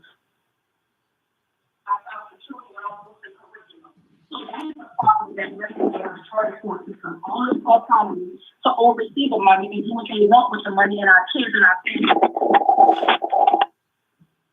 So yes, our school system had issues, but we were not terrible. We were failures. We had about 6 schools that needed some help and some intervention, and now we have over 60 schools that need help and intervention. So it's worse today than it was before he got there. Absolutely, without question. And it's all his fault. It's all his fault, you say. It is. He's the architect of it. So the blueprint that he laid down, even when he left, that is the blueprint that the charter operators and the privatization of public education is continuing to do. They're still living under the supervision of Paul Vallis and all of the policy that he laid down in 2007. Yeah. Okay. Well, Ms. Wiley, thank you, Dr. Wiley. Dr. Wyatt. Dr. Wyatt, thank you so much for your time this evening. And we're all watching to see what happens tomorrow night. Well, we certainly thank you, and I thank you very much for your coming into the city, and I hope to see you tomorrow night at what we hope and believe to be the victory party for Brandon Johnson as mayor of the city of Chicago. Yes, please go vote. Please go vote. Brandon Johnson is on your ballot. All right. Thank you so much. We certainly appreciate you calling in. What you hope to be the result. No, what we hope. What you hope. What we hope. What you and she hope. What we and all of the others that support Brandon Johnson. Yeah, and a lot of other people do not. So we do. Yeah. Yeah, but we do. We don't support you don't. Brandon Johnson. Yeah, you don't. Yeah. We do. Yeah. Yeah. I do. Yeah. I do. I support Brandon Johnson. And you do. Good. I support Brandon Johnson, along with a bunch of other people. And this city needs Brandon Johnson. We don't need Paul Vallis to bring that destruction to Chicago. But he's not running the schools anymore. He's running city government. No, he would be running the schools because the mayor is in charge of the schools. Really? Yes. Okay. For the next 4 years. Yeah. So he is in charge. Yeah, man. But you know, that means that CTU would be negotiating its own contract. Really? With one of its own? Wow. Taxpayers hear that? Yeah. Mm. CTU is negotiating his contract not with the mayor. It negotiates his contract with the city, which has to go through the city council. The schools, he's going. I didn't say that. That means he'll negotiate the contract. I never said that. He's in charge of the school. I never said the mayor is in charge of the school. And the mayor is in charge of the school. Be negotiating with the union. Well, guess what? Paul Vallis won't be able to if he's not the mayor. To put that destruction on there. Let the voters decide this. I want the voters to decide it, but I want for the voters to make sure that they decide on Brandon Johnson. I just want people to know the facts of what they're dealing with here. I'm not so sure you want them to know the facts. You want them to know the facts as you want them to be. A union organizer, and what's wrong with that? Being an organizer will be negotiating with the largest union in the city. Who better to do it than somebody who understands it? Is he going to advocate on behalf of the taxpayer? Or will he be advocating? He's advocating on behalf of everybody in the city of Chicago. That's why I was asking Tara about the separation. What do they expect from him? There's already a separation. Well, what do you mean there's separation? There's already a separation. He's a union organizer. He gets a salary. Hey, by the way, what about this story that came up in the last week about Brandon Johnson not paying his water bill or his traffic? That's not what the story was. What was it, Mark? Tell me what it was. The story is that he's on a payment plan. Right. He hadn't paid it, so he needed to get on a payment plan. No, that's not true. He's on a payment plan. So how'd you get a $3,000? He's on a payment plan that is current. Right. He's on a payment plan that is current. Right. Hold on. Like a lot of other people are. Exactly. A lot of other people are on a payment plan. Don't hold on a second. Mark, slow down. No. Slow down. I'm on your side on this one. I think it makes him more human. It makes him more like a lot of people. I've been on payment plans. Don't just get riled up. You're getting that TDS thing working again. Same kind of thing, man. You get riled up over nothing. I'm on your side here. I think it's a BS story. Side. Yeah, I think it was a BS story. But I think what it does is we're on the same side. I think what it speaks to, it speaks to those two agencies within the city that has its problem. The water department and its horrific management implementation and its administration. The ticketing of red light cameras and speed cameras and fines and fees that is preying on everybody, not just poor feel you, people, brother. but I it's feel preying on you. everybody We we are can not agree. getting any benefit We of. can agree. We can agree on Yeah. this. I think it was a BS story. Okay, they come up with this at the last minute. I've talked to a lot of Dallas people who run around acting like they've got the October surprise in March. Well, hold on, stop. Remember, they did this to Harold Washington in 1983 over the tax thing, the Right. income tax Right. business. Didn't work. Mhm. That didn't work. And it especially does not work when you talk about water bills and traffic.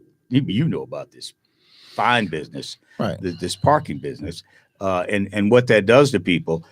Perhaps when elected, if he is elected, that will be a priority of his to straighten that mess out. Well, they and I both hope have that said, Paul Vallis, they both if have he's said- elected, does the same thing, that he straightens this. I mean, I just copped a $70 ticket for nonsense parking with the parking meter thing. And it's crazy. Well, and first of all, let's talk about the parking meter thing. Here we have an asset, or we don't have it. Somebody else has it. Yeah. That's worth well over $10 billion that we gave away for $900 million. Absolutely. Gave it away, right? For $900 million that somebody else is.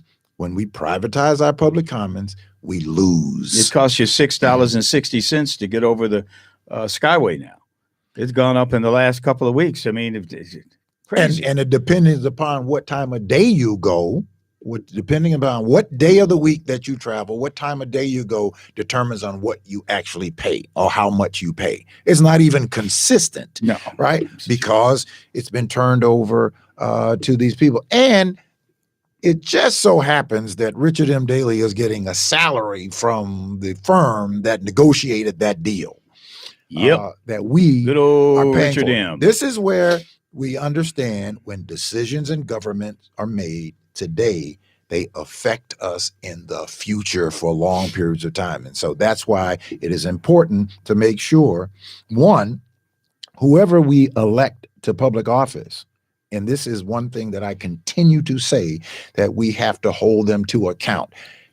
If Brandon Johnson is elected to office, which I am hoping, and I'm going to work hard to help him get elected to public office, I'm going to support him to do a good job for all of the people of the city of Chicago, taxpayers and non-taxpayers that are citizens, which are our children of the city of Chicago, and to delivering on the commitments that he has made. Now, you're going to be you can't cure all problems within 4 years. However, you can set a foundation in 4 years that gives the people and the voters something to measure by giving you another 4 years to be elected, such as what Lori Lightfoot did not do. Lori Lightfoot had a wonderful, magnificent opportunity to come into office and to give the people of Chicago 4 years of setting a foundation to say, hey, you know what? She's on the right track. We should support her again. She missed that. She totally blew it. Yeah, it was a personality issue, I think, with her more than anything. She let her personal stuff. I think there was a question that was overwhelm asked her of the two rationality. candidates that if they would keep Lori Lightfoot on in some sort of capacity. Paul Vallis said that he would. I think that Brandon said that he would not. But keep her on. I haven't heard that one. Yeah. I know she hasn't endorsed either candidate yet, and I don't think either candidate would want her endorsement, really, her public endorsement at this point. I mean, I think she's part of the city's history at this point. Obviously, she's probably going to go back into private practice. I mean, she apparently was doing quite well, according to the reports, doing quite well salary-wise. Was it Mayor Brown? Mayor Brown and Platt. Yeah, so she'll go back to that, go back to her family, and be a private citizen. I don't think anybody's going to miss her at all, and I don't know what she can really do at this point because she has such a horrible, abrasive style. Who would want her out front, given what she's done and said, the kinds of language she's used, and the vulgarities and such? She's I think she's history. She's history. But Yeah. but I agree Well, with you about this being a huge election in terms of the direction of this city. It is. And you know, I as I told you before, I'm a reluctant Vallis supporter, less than enthusiastic. I think that's the way I put it, because I'm very concerned about this union link, and I don't want to belabor that. We've talked about it. She didn't really answer it. She just said, "Why not?" Because, and would you rather have the Chicago Teachers Union as opposed to these very Well, she wealthy did donors? answer the question. She Yeah. said no. She answered it. She said no. She said no, that the teachers union is not going to have some special But I think that link. I think she said said no. I think she's what I heard her say was that who would you want?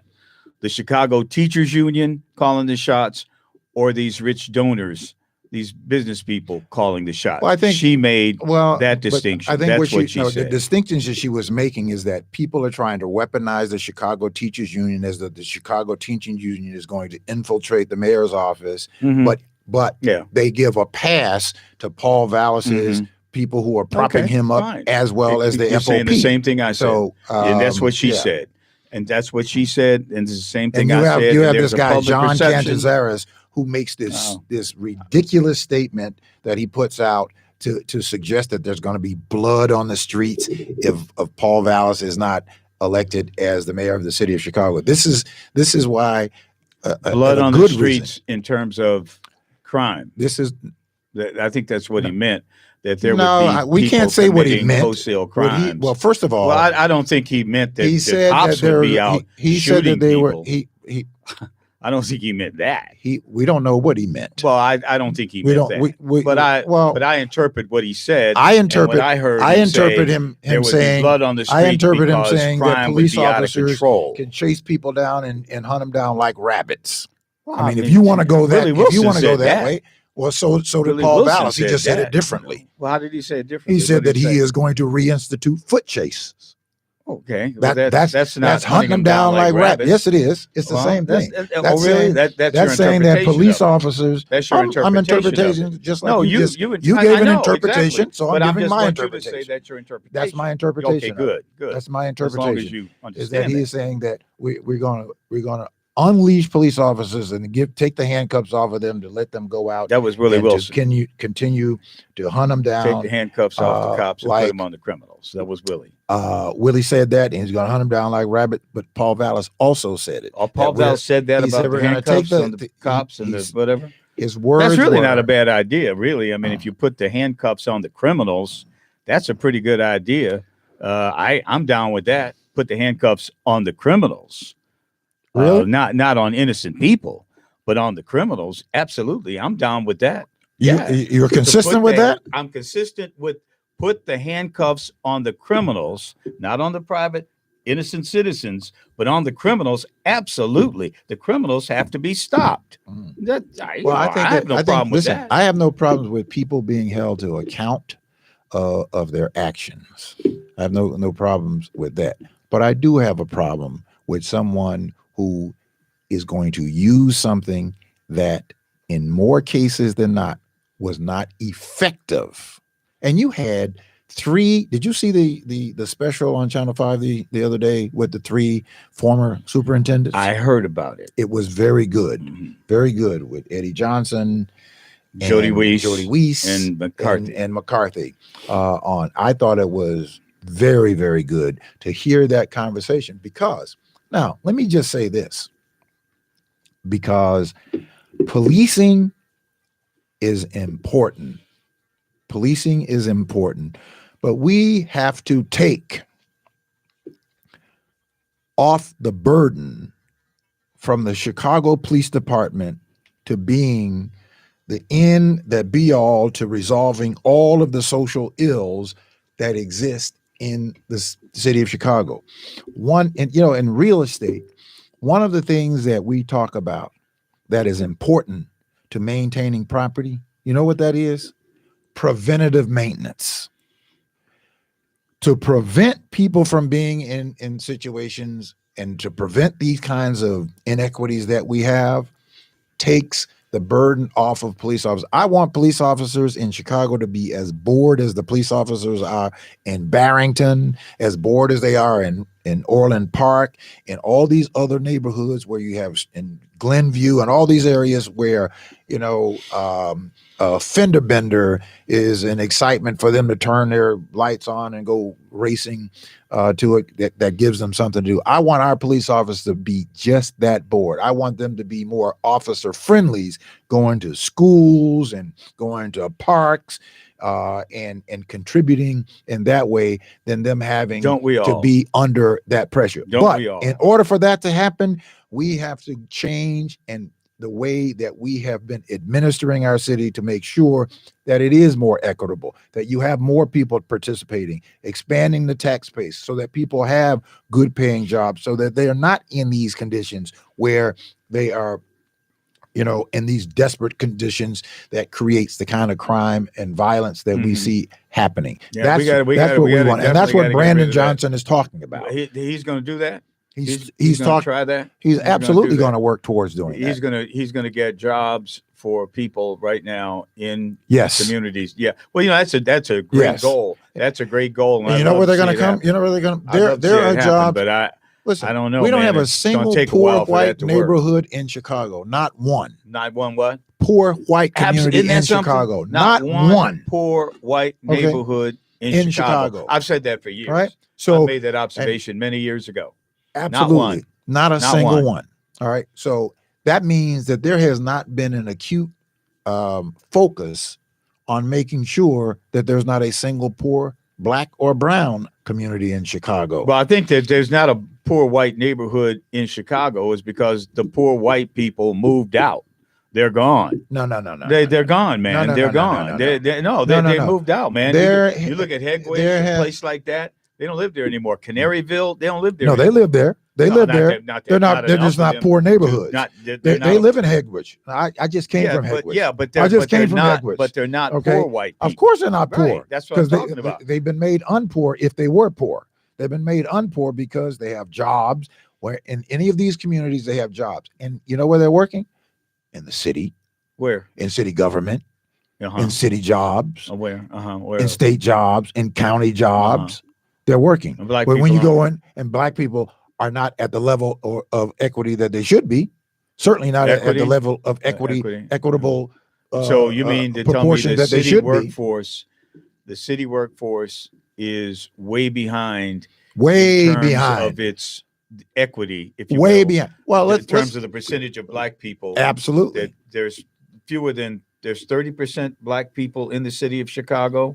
So you're saying that there are not 30% black people working for the city of Chicago? Less than 10%. Less than 10%. Less than 10%. I don't, show me that one. That's less a good than 10%. One. I know that. Let me give you one.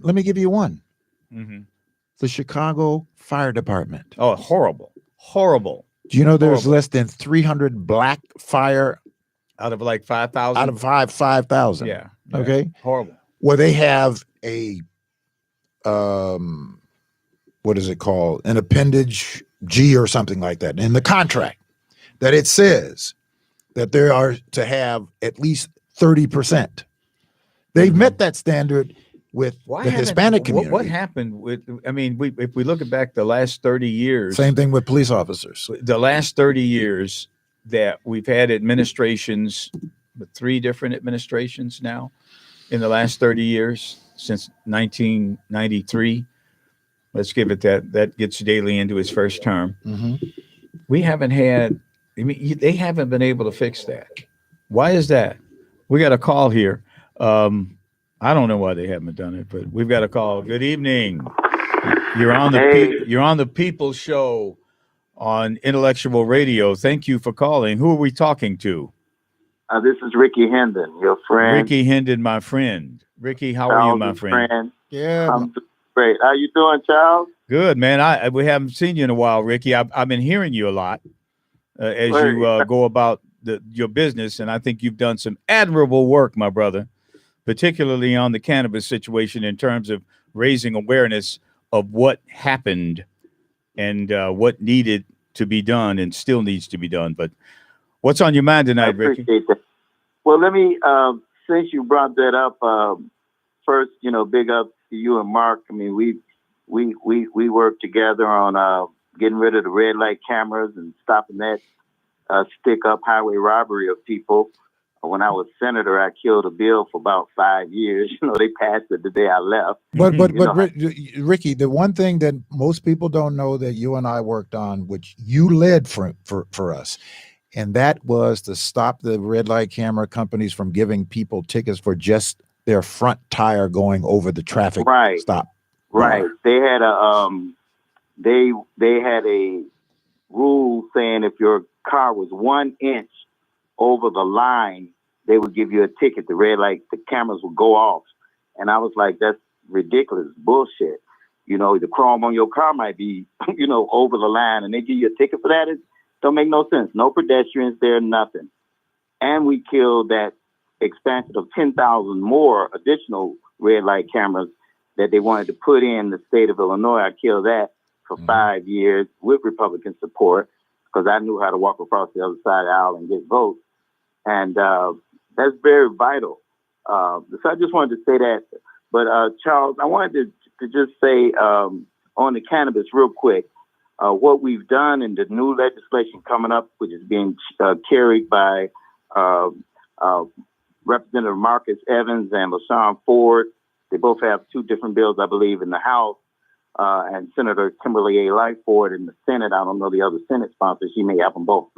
But one of them is House Bill 1500, and I don't have Marcus's bill number, but what it will do in brief is allow for, if you win a license, you won't have all these barriers that have slowed us down from opening. Only one black company, truly black owned, has opened in all this time. So we're getting rid of those barriers and impediments that stop our people from being able to open the stores or sell the store, the license if they choose to, and become millionaires overnight. What's wrong with that? Right. Also, yeah, go ahead. Go ahead. No, go ahead. Go ahead. I was just saying that they regulated us out of this business.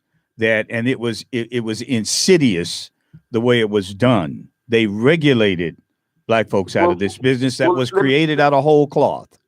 Let me say this, Charles. And this is no, how do I say this the proper way? I don't know how much time y'all giving me tonight, too, so I want to get to the other subject. But if I was there, I'll just be blunt, it wouldn't have went down that way. I mean, I was the crazy ninja, whatever, you know? Yeah, you were. And you were. And we don't have any crazy ninjas. And maybe there are. And I don't know about this new crop, but I mean, we used to have some crazy ninjas. Well, some of them same people that's protesting Brandon Johnson right now marched on my office, and I'm like, wait a minute, I'm down here killing myself for black people. What you marching on my office for? What? Because I wouldn't bow down to them or hire them or whatever the case might have been at the time. And things like that make you say, you know what, I'm going to get out.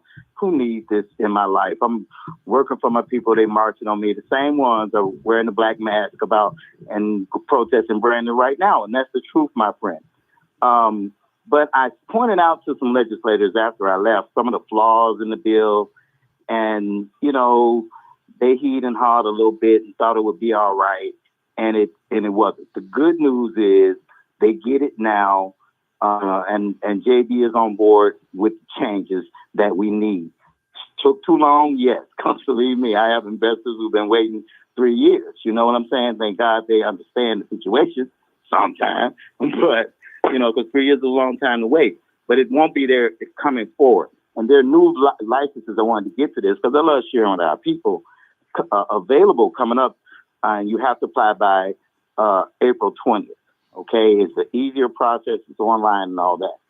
Now, tonight I just wanted to add one thing that you all were talking about city jobs. I think Mark brought it up that it was less than 10%. More important than the jobs are the contracts, the business with the city and other branches of government. Do you know that our people, black people, get less than 5%? It might be down to 3 or something like that. Less than 2%. But Ricky, look, I mean, bottom line, you got a mayor, you got a county board president, you got a county clerk, you got all these black folks all this Agreed. black leadership, and Totally agree. you mean what? You mean tell me we can't get our I totally equity? agree with you. But I why totally not? agree. What's the problem? Well, let me tell you why. Let me tell you why. I can't tell you why not. But let me put it like this: it takes a certain kind of black leader, and I think I was one of those who just demand what we got coming and stand on it. I mean, I did that to my own detriment. Daly ran somebody against me 4 times. We laughed about it tonight when he finally gave up. You know, me and Ike Carruthers, I used to kick my butt in 29th Ward. Now me and Ike are very good friends, both supporting Brandon, and we laughed about it today, Charles, today. So what I'm saying is, yeah, I'm tired of the old leadership too. Brandon is young and new and fresh. Why not give him a chance? You're right about the rest of them, Charles. You ain't gonna never hear me say. But the thing about it is that, you know, in many respects, you've ruined it for Brandon, because now voters like me are looking at it and say, here we go again. They're trying to get us to vote black because they say black folks are going to do something. I mean, and black folks, all these black folks, they're doing nothing. Charles, I said he was young. I totally agree with you about current and some of the previous black leadership. I agree with you there. I said, why not give a young, new person a chance who happens to be black? I don't want you to vote for Brandon just because he's black. I agree with Brandon about policing. I totally agree with it. You should have a mental health professional go in many of these calls, okay? You can't just hire police and police your way out of this situation. You have to give people education, opportunity. You have to do all those other things, Charles. So it's not just vote for Brandon because he's black. I totally disagree with some of Dallas's things too. I just don't have time to go over them tonight. One of the main things I disagree with, Charles, like you say, you haven't saw me, but you heard me. I just put a piece on Facebook about them wearing all black clothes, red, black, and green banners on their clothing, working for ballots and protesting people like Operation Push and Reverend Al Sharpton. Come on, man. Because they've produced nothing. That's why people are losing their enthusiasm. Yeah, but that doesn't the enthusiasm that we once felt. I think Reverend Sharpton puts his life on the line every time he goes across this country and preaches the eulogy at a person who has been killed, unfortunately, innocent people, happen to be black, by white police all over this country. So no, he's not perfect, but at least I'll take what he does, that part that he does, because I know it puts his life in jeopardy. You don't hear white folks. You don't hear white folks saying, "Let's go get us another black person because we're tired of this white one." No, they go get them another white person. What? Maybe they don't have the right one. They go get them another white person, and you don't see them criticizing their race because a white person didn't work out to their interests. What this is, and I'm calling it what it is, meritorious manumission. That's what we see happening. And those same black folks that are walking around in the all black and green and red, standing across the street, protesting somebody else's press conference because they're supposedly supporting another candidate. Why aren't you out working for that candidate?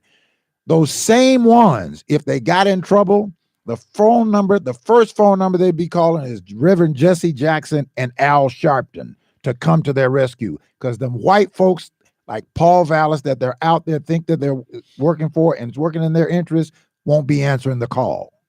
And Charles, let me say this, my man, because this is why it bothers me the most. I wore those colors, man. I wore those colors. Me and my sister, I don't want to get emotional here, but how did I say this? Me and my sister marched from our high school to where they had just killed Fred Hampton and Mark Clark. We wore red, black, and green. It meant something, you know. I'm gonna let it go, man. But that bothered me more than anything else. And I know Paul Vallis knows about it because I know these guys personally. I know all these guys, right? And they tell me who they working for. I know exactly how much they're getting paid. I knew every time that they had trouble collecting their money. And I've said to them, if Paul Vallis won't pay you on time now, what makes you think he's going to keep his commitments to you long term? And because I went to Farragut, Charles, with Harold Washington. You know Brother Hannibal, who taught at Farragut forever. He was over the Black Student Union. And those colors meant something. So I'm telling them, brothers, don't wear those colors, you know, which meant The red was for the blood that our people have shed. The green was for the land that they promised us that we deserved and earned because of we worked so many 400 years for free in America. And the black is for our people. You protesting a black man, any black leader? Hey, Ricky, we're running. The colors to me, my friend. We're running low on time. But can 5 minutes? We got 5 minutes. Can you reconcile these white liberals, really radicals, who are running the Chicago Teachers Union, and what role they will have? Because they have never been our friends. Malcolm said that. They are not our friends. How do you reconcile these people and whether or not they have Brandon Johnson on a string? Okay. Let me say this. I know Brandon personally, okay? I was with Commissioner Richard Boykin against Brandon when Brandon ran against Richard. Even though I was on the other side, Brandon was always cordial. Even though I was on the other side, Brandon was never nasty. I got to know him as a person and got to like him. I worked my butt off against him, trust me, but they won. And that was some mistakes that Richard made. Trust me on that, too, because he thought he was going to win it in Oak Park. Brandon won Oak Park. Richard won it in my neighborhood where he did not campaign. That was really the bottom line. Mm-hmm. But I got to know Brandon, got to like Brandon. I believe we got to give his brother the opportunity to show his individual and independence, because he's going to have to do that anyway, because, Charles, you know, his first order of business is going to be what? The organized city council, correct? Well, they call themselves organizing themselves, but that's another story. But go ahead. But I'm just saying, his first order of business is to organize city council. What does that mean? That means he's going to meet with every alderman, those who voted for him and supported him, as well as those who didn't, because he got to get a certain number of votes, 26, I believe it is. That's his first order of business. His second order of business is to get a hand on the budget and see where the money is going and make decisions that he feels is in best interest of this city. Will some people in the CTU be in his ear? Yes. Will Ricky Hennon also be in his ear? You doggone right. Because I know something about cannabis. It's like you said earlier, I know something about the casino business. I was chairman of the subcommittee on gaming as senator. I've already talked to Commissioner about those things and those issues. And let me just say in all fairness, I'm sure Dr. Willie Wilson has talked to Paul Dallas about those same things, because me and Willie still cool. We ain't taking it personal. He on one side, I'm on the other. Fine. We got to learn to do that. But don't do that standing in that red, black, and green. I can't, that bothers me, bro. It got to me, and God told me, the Spirit led me to say something. Yeah. But them brothers wrong. Yeah. Desecrating what the image was. The white night riders used to wear all white to terrorize black people. Now they wearing all black. Mm-hmm. And one of them got spit on by a black woman. They made that a big deal. She spit on me. You shouldn't have went in Granny's face.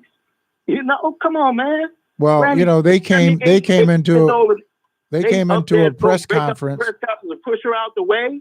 Come on, I'm not saying spitting anybody is a good thing, but they should have did that to great grandma. Come on, put on your analyst hat right now and tell me, handicap this race. What has Brandon got to do among black voters, turnout wise? I think a better way to do it is to tell you what I've seen as of today. Okay. The young people are voting for the first time in a long time. In the primary, they came in at just over 2%. You know, it was ridiculous. The Jamal Greens and all that youth started out didn't do jack, right? They didn't vote for him. They didn't vote for nobody. Now it's in the early voting. It's in the 5-6% range. That's double what it was. That's good for Brandon. Mm-hmm. Black people, my friends, have voted heavy Sunday. This Sunday they just had. Mm-hmm. Black people came out.